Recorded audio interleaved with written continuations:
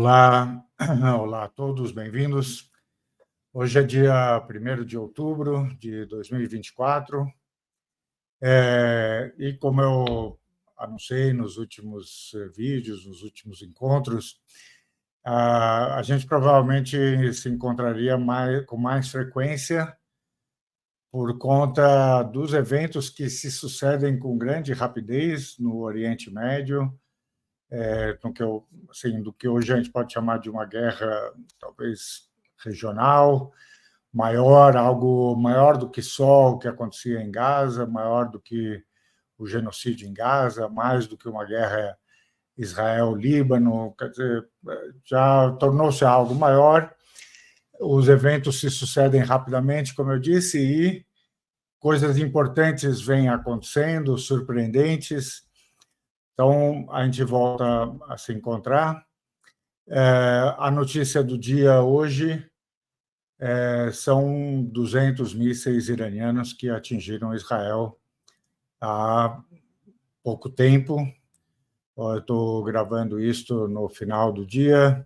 Isso aconteceu há 2 horas, 3 horas.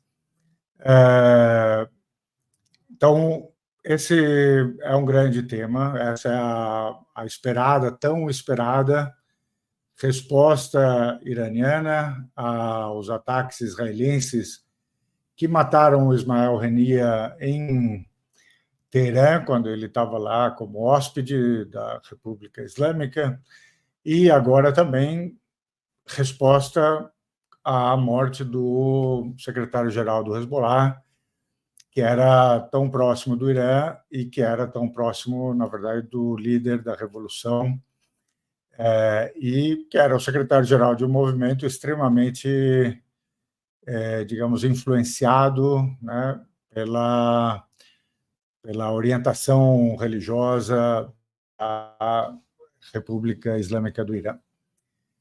E, é claro, ao acontecer essa resposta, que, como eu disse, foi muito esperada, abrem-se novas perguntas, novas dúvidas sobre o que virá em seguida, né? O que vai acontecer em seguida, e, sobretudo, nos perguntamos mais seriamente, né, se caminhamos para uma conflagração geral, uma espécie de guerra mundial regional, ou talvez até mundial mesmo,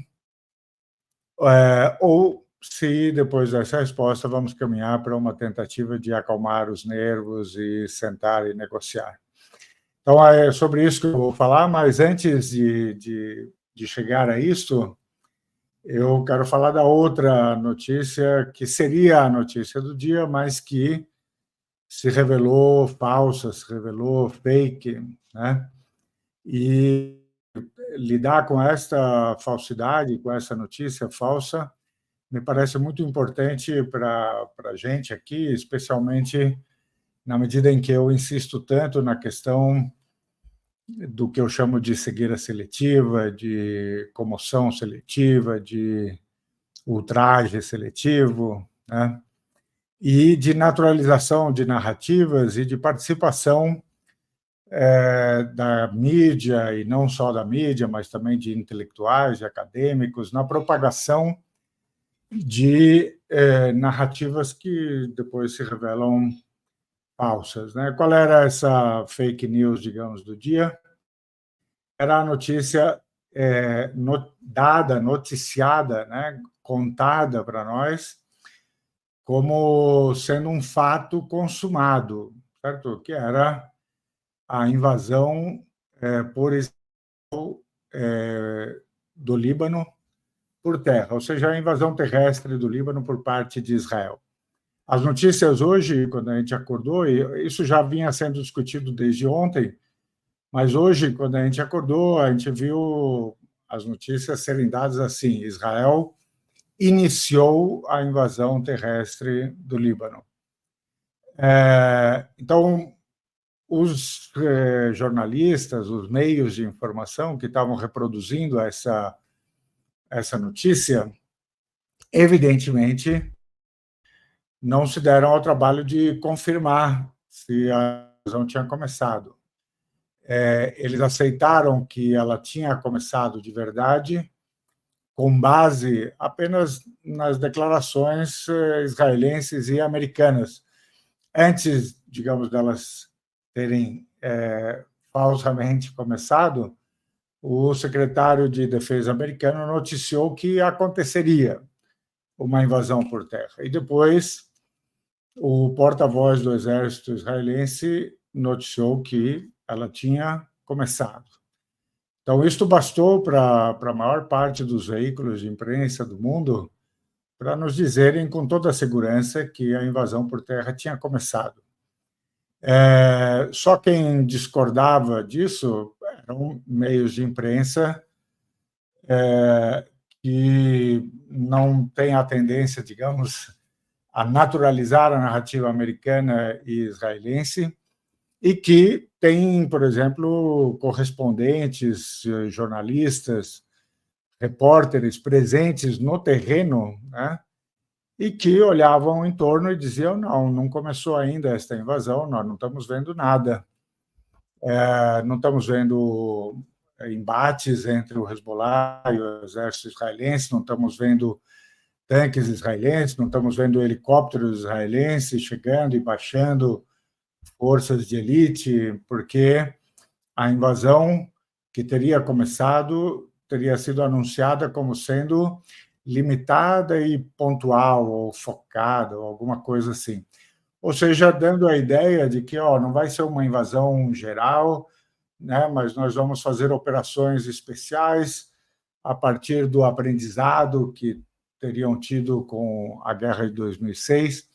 Mas o fato é que nada estava acontecendo desse tipo, nada desse tipo estava acontecendo no Líbano. E os jornalistas diziam desde ontem, e depois hoje continuaram a dizer, que não tinha uma invasão terrestre acontecendo.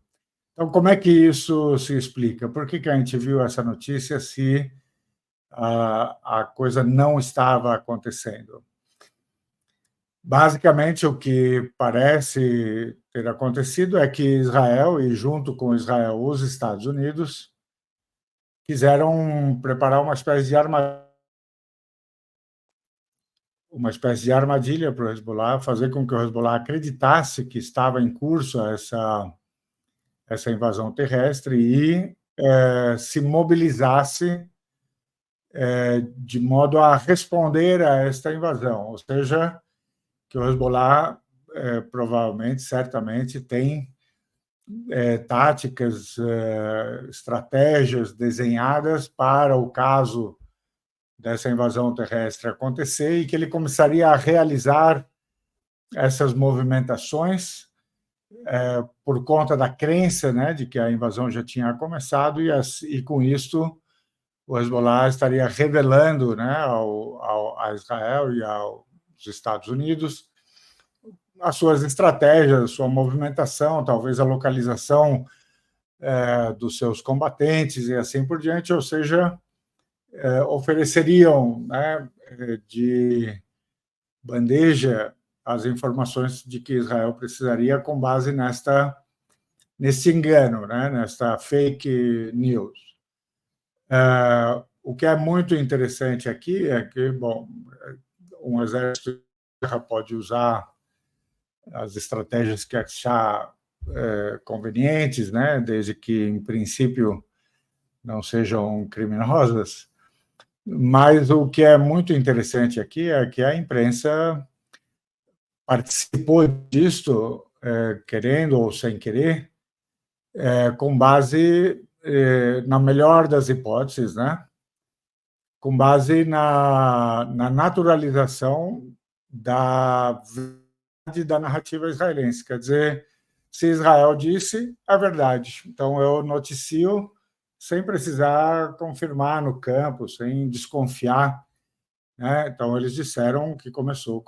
Então, eu posso dar a notícia com grande segurança e não vou decepcionar ninguém. Amanhã, eu acho que ninguém vai pedir desculpas ou dizer que, na verdade, não começou, que a gente noticiou algo errado antes do tempo, certo? Mas vamos checar. Mas, de todo modo, há uma coisa aqui que nos indica que os veículos de imprensa tendem a naturalizar um lado da história e a contar a versão israelense e americana como se fosse a verdade, não a versão, certo? Então, isso é muito interessante. Não só os jornais deram isto, né? Confirmando, entre aspas, o que teria sido antes anunciado pelo secretário de Defesa americano e também pelo porta-voz israelense. Mas hoje, para, digamos, dar consistência, né, à falsidade, o pessoal até nos ofereceu aí fotos do que seriam túneis do Hezbollah e armas e bandeira e tal, que os soldados israelenses que teriam invadido o Líbano teriam encontrado e fotografado para nos convencer de que, de fato, eles estavam dentro do Líbano. Então, assim, é o típico cenário montado, né, para tentar nos convencer de coisas. Para quem vem acompanhando esses assuntos, não só no Oriente Médio, mas em outros lugares também, não vai haver surpresa, tá? É que a gente simplesmente recebe essas informações e também nós, como os nossos jornais, né, tendemos a aceitar que aquilo seria uma verdade, então a gente aceita a foto, a gente aceita as narrativas que, inclusive, podem ser absurdas, sabe? Pequenas coisinhas que são fake, né? Mas que a gente, sei lá, por causa do emissor, né? Por causa de quem está contando aquela história, por alguma razão a gente vai lá e aceita que aquilo ali é verdade, né? Então aconteceu com o Iraque, aconteceu com o Afeganistão, aconteceu com o Bin Laden, aconteceu com, sabe, em que o pessoal coloca lá uma foto, ou coloca um fato, apresenta um PowerPoint e tal, e por mais que aquilo ali seja desprovido de consistência, a gente vai lá e acredita, né? Então, hoje até nem foi tão longe, porque depois, como ficou claro que a invasão não tinha começado, o pessoal também até tirou da cena a foto e a informação de que teriam tirado a foto de algum túnel que pertencia ao Hezbollah e reconheceu que era uma foto antiga de um túnel que já não estava em operação desde 2006 e que essa foto talvez fosse de 2019 e assim por diante. Então, primeiro, me chama muito a atenção que, para os jornais, a mera declaração israelense de que algo aconteceu permite que eles noticiem como se aquilo de fato tivesse acontecido quando não era verdade. Tá? Então, esse é o primeiro. A outra coisa que a gente precisa discutir de entrarmos, né, na questão dos mísseis de hoje é o que aconteceu, digamos, nos últimos 2 dias em relação ao Líbano e também ao Iêmen, ao Iraque. Mas por que eu digo os últimos 2 dias? E antes de eu continuar, só porque agora eu acabei de lembrar, eu peço a vocês que, se não se inscreveram no canal ainda, para se inscrevam, para ativarem as notificações, para comentarem, para gostarem ou desgostarem, e também para conhecer os outros canais que depois a gente coloca na descrição. O que estava acontecendo no Líbano? Obviamente, e eu disse isso, acho que nos últimos 2 vídeos, que o Hezbollah tomou golpes muito fortes e o Líbano tomou golpes muito fortes, né? Então, o Hezbollah, enquanto, digamos, grupo de resistência, enquanto um grupo militar, né? Um conjunto militar, uma organização militar, tomou golpes duríssimos, né? Duríssimos, digamos, só para nomear alguns, o ataque com os pagers, né? O ataque com os walkie-talkies no dia seguinte, depois a morte, antes e depois, né? A morte de vários dos seus comandantes militares, e culminou com a morte do secretário-geral, que era algo quase que, sei lá, inimaginável, né, para quem acompanhava o grupo e para quem estava tão acostumado a esse secretário-geral, Said Nasrallah, ser o secretário-geral por 32 anos e ser aquele que, na verdade, significava o rosto visível, né, do Hezbollah, o seu discurso, né, a sua lógica, a sua razão de ser e tudo mais. Então, ele era um símbolo, né, muito forte do partido e do grupo, né, e isso era praticamente impensado. Então, veio como um enorme choque para todo mundo que acompanhava isso. Imaginem vocês para quem fosse parte da organização, né? Para o Líbano também os golpes foram muito fortes, porque o Hezbollah, na verdade, é um grupo, digamos, que atua na defesa do Líbano, mas também porque, além desses golpes especificamente direcionados ao grupo, houve bombardeios nem aleatórios, eles foram pensados, na verdade, para causar dor e sofrimento e perdas civis, né? Então, num único dia, Israel bombardeou o Líbano de modo a matar 500 civis, no dia seguinte, 100 e poucos, continuou a fazer isso a cada dia desde então, perseguindo, né, os deslocados internos, atacando não só as cidades onde há uma maioria da população xiita, mas também outras cidades, quase que castigando as demais comunidades, digamos, por serem libanesas e fazer talvez com que essas comunidades se voltassem contra a população xiita e assim por diante. Então, um grande trauma estava sendo imposto ao Líbano e havia uma grande dúvida: será que o Hezbollah se recuperaria? E o que será que viria em seguida? Quer dizer, será que o Hezbollah estava tão debilitado, tão derrotado, que ele seria levado a uma rendição total? Será que ele ainda aguentaria resistir? Então, essas perguntas estavam em aberto, eu as coloquei no último vídeo, especificamente, e eu colocava isso em termos de duas grandes perguntas, que era: será que o Hezbollah tinha mantido intacto o seu poder em termos de combate homem a homem, quer dizer, um combate que resultasse da invasão terrestre por parte de Israel, ou então que resultasse de uma entrada do próprio Hezbollah em território israelense ou palestino ocupado? Então, essa era uma incógnita. O Hezbollah diz que essa estrutura está intacta e que não sofreu, né?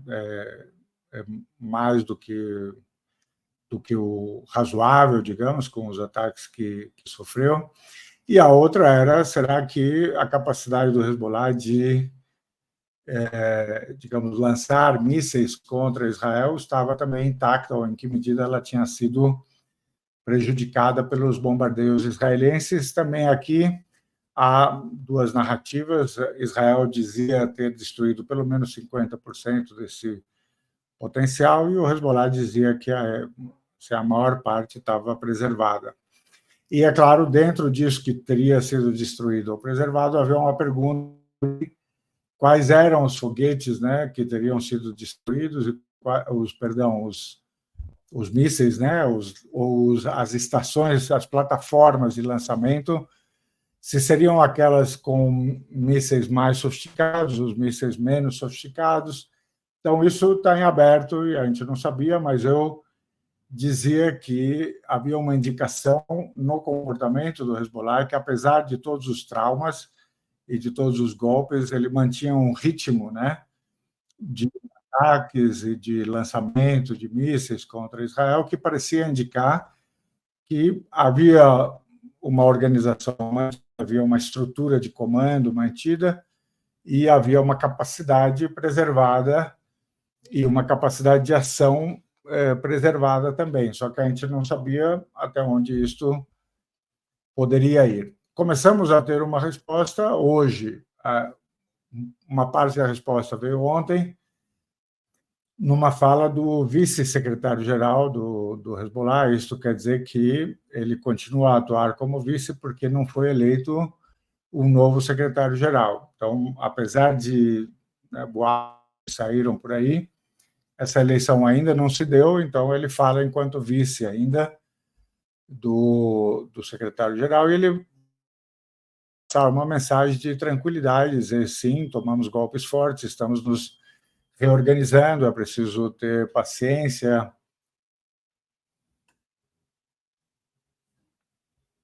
É preciso ter paciência, né? E aguentar o sofrimento também, porque há um sofrimento inequívoco, né?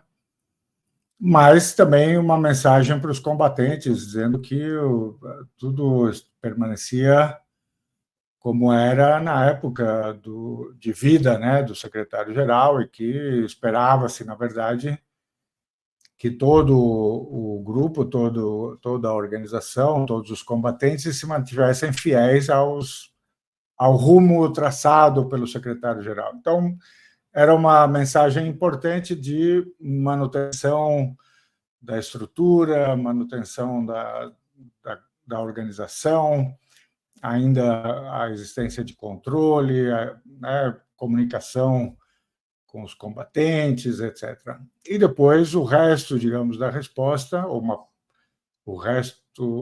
uma parte do resto da resposta veio hoje de manhã, em que o Hezbollah atacou intensamente Israel, chegando até a atacar próximo de Tel Aviv, com mísseis seus, uma grande quantidade de mísseis, inclusive alguns que antes não tinham sido usados. Ou seja, ainda naquela ideia de gradualmente subir o registro, né, usando armas cada vez mais sofisticadas, mas fazendo essa escalada lentamente, como quem acredita que isso daqui vai durar muito tempo e que, portanto, não há que queimar etapas. Só que, é claro, enquanto isso acontece, havia um sinal nisso de que, olha, nós não estamos destruídos, não estamos desanimados, nós continuamos organizados, continuamos aptos a agir e tal. Isso, digamos, dava uma tranquilidade para quem faz parte, né, desse universo, ou para quem acredita na resistência e tal, e dá um recado aos demais. Mas a dúvida continua, porque os golpes foram muito grandes, e aí você fica se perguntando até onde houve recuperação e como houve a recuperação. Mas hoje havia um sinal de que, sim, as coisas caminhavam nesse sentido. Além disso, houve outros sinais entre ontem e hoje, vindos do Iêmen e do Iraque, que continuaram também a lançar mísseis em direção a Israel, ou drones, né, ou a bases americanas no próprio Iraque, mostrando, portanto, que não só o Hezbollah se mantinha, né, inteiro ou razoavelmente inteiro, como também que as frentes de apoio continuavam firmes no seu apoio. Antes era o apoio a Gaza, agora é o apoio ao Líbano também, além de Gaza. Só que faltava um elemento para resolver, digamos, as dúvidas, que era o seguinte: a demora do Irã em responder à morte e algumas declarações públicas do presidente, e depois ministro das Relações Exteriores, e disposição para negociar com os americanos a questão nuclear e tal,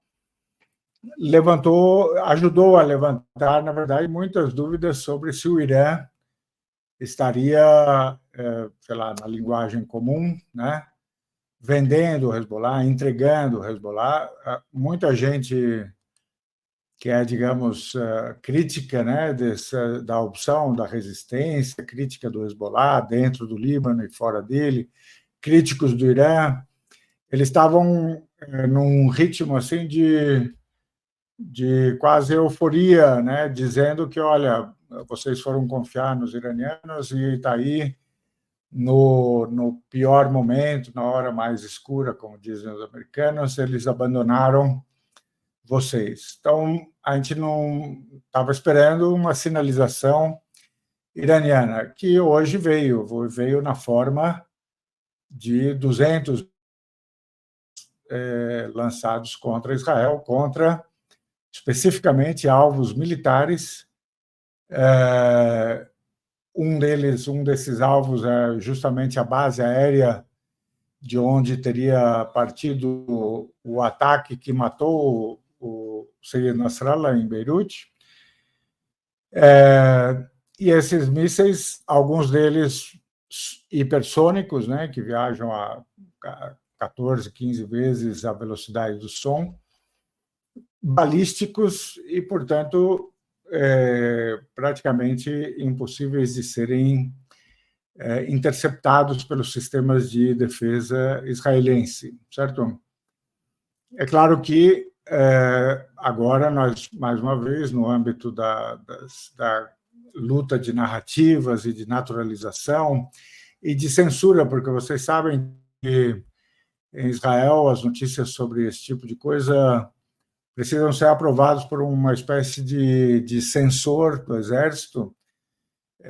Então, hoje, enquanto os israelenses filmavam os foguetes iranianos se abatendo sobre os alvos, explodindo, evidentemente, né, e em grande número, aí sai um pedido, né, do exército para que as pessoas não filmassem mais o fato de que os foguetes estavam atingindo os alvos, ou quais eram os alvos que estavam sendo atingidos. E amanhã talvez a gente leia a notícia que a maior parte dos mísseis foi interceptada pelos americanos, pelos israelenses e por bases que estão localizadas nos países árabes que estão no caminho. Mas a vinda do Irã, e que parece confirmada pelas imagens,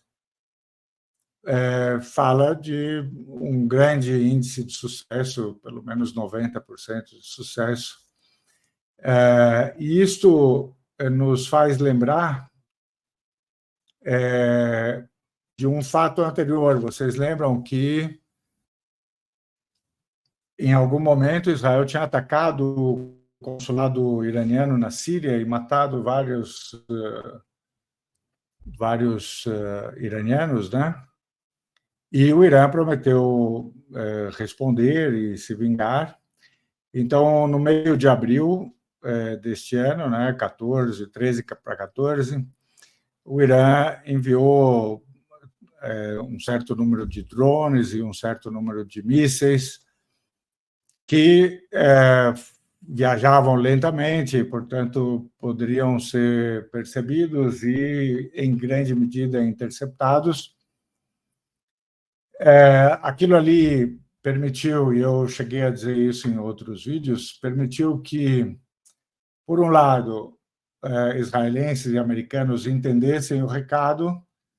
Por quê? Porque eu dizia, sim, é verdade que os drones foram interceptados, mas havia talvez 8 mísseis que tinham um alvo certo, e esses 8 mísseis atingiram o alvo,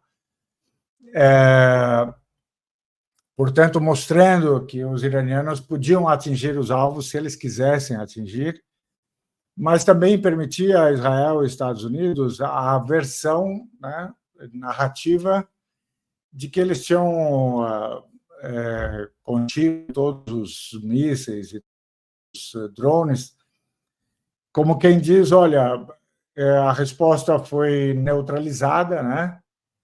E nós, então, não precisamos partir para uma resposta contra a resposta, porque foi neutralizado, está tudo bem. Ou seja, permitia a Israel e Estados Unidos uma narrativa que dissesse não é preciso escalar, né? Mas que militarmente eles teriam entendido o recado de que o Irã, quando quiser, vai atingir os alvos. Então, essa resposta agora mostra que, primeiro, o Irã tem um grande arsenal de mísseis sofisticados, mísseis hipersônicos, mísseis que podem ser muito mais precisos do que esse que eles lançaram agora, muito mais poderosos do que esse que eles lançaram, e que eles conseguem atingir os alvos dentro de Israel. Praticamente cada alvo que eles quiserem atingir, eles conseguem atingir. Essa resposta se deu justamente no momento em que havia uma espécie de hubris, né? Assim, os israelenses estavam entusiasmados, felizes, orgulhosos que eles conseguiram dar golpes duríssimos no Hezbollah, que agora eles podiam tudo, e o Netanyahu, especialmente, né, dizendo que ele seria o instrumento que refaria, né, o Oriente Médio, faria um novo Oriente Médio, fazendo as pazes com alguns países árabes e destruindo toda e qualquer ideia de resistência, né, fazendo o grande Israel. Você já havia uma ideia de potência que tomou, então, um golpe muito duro hoje com esses mísseis. Mas, claro, o mais importante não é só o golpe, digamos, nessa autoimagem, né, israelense, do Netanyahu, etc., mas o que essa resposta pode significar para o futuro, certo? Porque se o Irã não respondesse, e enquanto ele não respondesse, as pessoas estavam dizendo, basicamente, os aliados do Irã tomaram golpes muito duros, especialmente o Hezbollah. O Hezbollah perdeu, então, a sua capacidade, ele era o mais formidável adversário de Israel na proximidade, né? É claro que essa proximidade dava para ele algumas vantagens ou algumas qualidades, mas também algumas desvantagens que, por exemplo, o Iêmen não tem, né, por estar mais longe e por ter uma condição geográfica diferente, etc. Mas, assim, enquanto houvesse um silêncio iraniano, as pessoas poderiam dizer isso, né? O Irã não quer correr o risco de uma grande guerra, vai engolir essa perda, né? Vai engolir essas derrotas e vai seguir adiante como uma medida de autodefesa e tal, para não ter que enfrentar uma grande guerra, para não ter que arriscar uma grande guerra contra Israel e contra Estados Unidos. Por que eu digo sempre contra Estados Unidos? Porque está muito evidente que, hoje em dia, nada do que Israel está fazendo está sendo feito sem a combinação com os americanos, pelo menos. Então, até para quem é cinéfilo, lembrei de uma cena famosa do Poderoso Chefão, que é quando o filho do Poderoso Chefão é morto, né? O Sonny é morto e ele quer trazer o filho Michael de volta da Sicília. Ele marca uma reunião com os demais chefes das famílias e quando ele sai, ele percebe, né, que o inimigo dele, o inimigo que ele estava enfrentando, não era o Tatá, mas sim o Barzini. Então ele diz: eu percebi durante a reunião que desde o começo era o Barzini, certo? Então temos algo parecido com isto em que Irã, Hezbollah e demais estão percebendo agora que, desde o começo, eles estavam lutando contra os Estados Unidos e que Israel era talvez um intermediário, né? Mas que quem estava dando os lances eram os Estados Unidos.